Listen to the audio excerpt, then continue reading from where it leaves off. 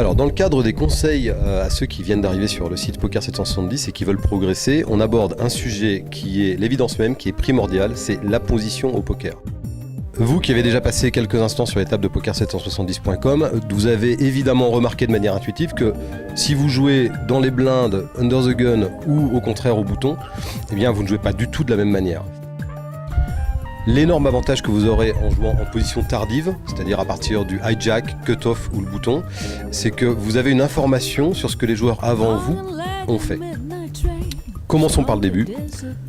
En full ring, c'est-à-dire une table de 9 ou 10 joueurs, on va repérer d'une manière générale 3 grandes positions. Les positions dites précoces, petite blinde, grosse blinde, under the gun, c'est-à-dire juste après la blinde. Les milieux de parole, qui vont de après under the gun jusqu'à 3 places avant le bouton. Et enfin, on a le hijack, qui est 2 places avant le bouton, le cut-off, qui est juste avant le bouton, et le bouton, qui sont donc les positions tardives. Selon que vous relancez en position précoce, en milieu de parole ou en position tardive, vous aurez plus ou moins de crédibilité. D'une manière évidente, vous n'allez pas relancer de la même manière quand vous êtes under the gun, c'est-à-dire que vous savez qu'il y a 6 ou 7 personnes qui vont encore devoir parler derrière vous, ou alors quand vous êtes au bouton et que vous savez que 6 ou 7 personnes ont déjà parlé. Dans le premier cas, vous n'avez aucune information de ce qui se passe à la table, et dans le deuxième cas, il n'y a plus que les 2 joueurs en blinde qui vont parler derrière vous. La conséquence directe de la position, c'est qu'un joueur qui relance under the gun, donc premier de parole, aura automatiquement une certaine crédibilité autour de la table. Les autres joueurs vont généralement lui donner foi. Ils vont se dire, finalement, il a peut-être une main.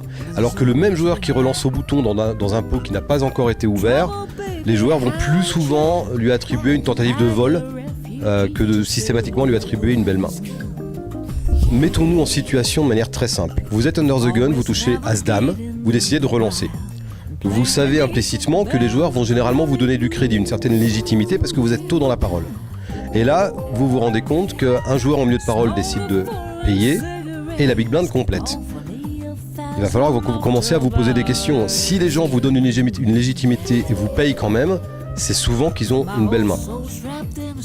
Donc sur un flop que vous n'avez pas touché, admettons 9-4-3, il va falloir maintenant vous poser la question, est-ce que vous allez faire un continuation bet ou pas? Est-ce que vous êtes prêt à payer une relance de la personne qui est en milieu de parole, qui vous a peut-être payé avec une main faite, comme une paire de 8 par exemple?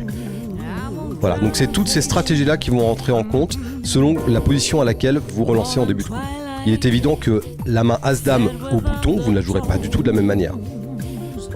D'une manière tout à fait logique, la dérive naturelle qui est arrivée, c'est que under the gun, la première position de parole, est devenue le nouveau bouton. Ça a été à la mode pendant un certain temps.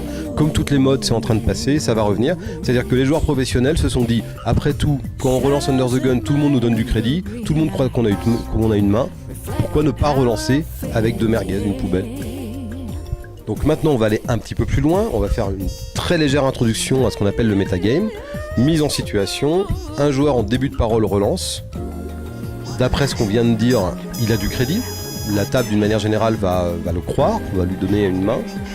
Vous le savez, vous êtes au bouton, peu importe votre main. Là la question, ça n'est pas du tout les cartes, c'est juste l'influence.